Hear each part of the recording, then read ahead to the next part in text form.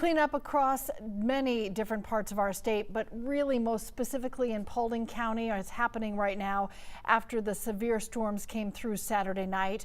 Crews are working to restore power and reopen roads still closed, causing some traffic delays. Meanwhile, schools opened as normal today, but some officials warn that areas may still be impacted. There are trees and sometimes some power lines down. Ariana Manise joins us live from Paulding County. Ariana, there is a lot of damage. What have you seen throughout the morning there?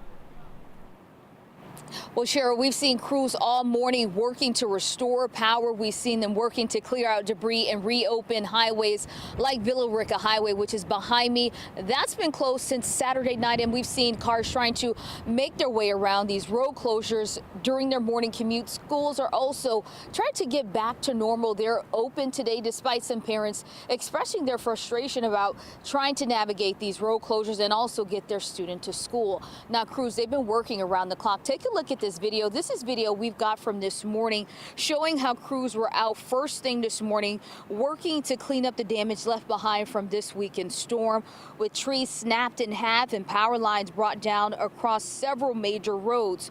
We also saw drivers and school buses trying to navigate many of the road closures that still exist this morning.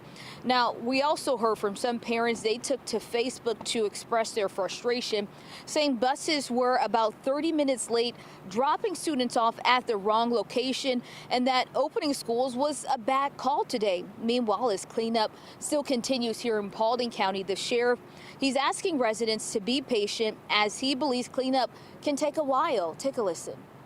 We've got a transmission line that's down, which means that's where the big power comes from, and so it's got to get to the substation, so they're working on that. It's going to take weeks and maybe even months to get some of this stuff cleaned up, but we're super appreciative of everyone, and just make sure everyone remains careful.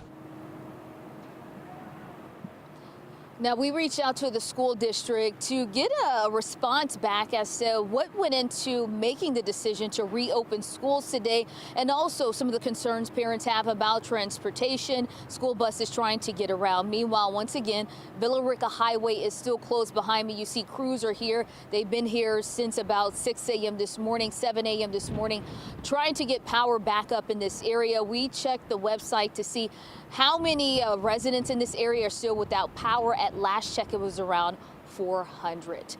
Reporting live in Paulding County, I'm Ariana Manise for 11 Alive. Back to you. Ariana, so much work to do, so every little bit of help helps. Volunteers from North Carolina are in Paulding County right now helping people get back on their feet. Charles Golden from Flight for Life drove all the way in to lend some help, and within hours he and his group were on the ground and in the air surveying the damage.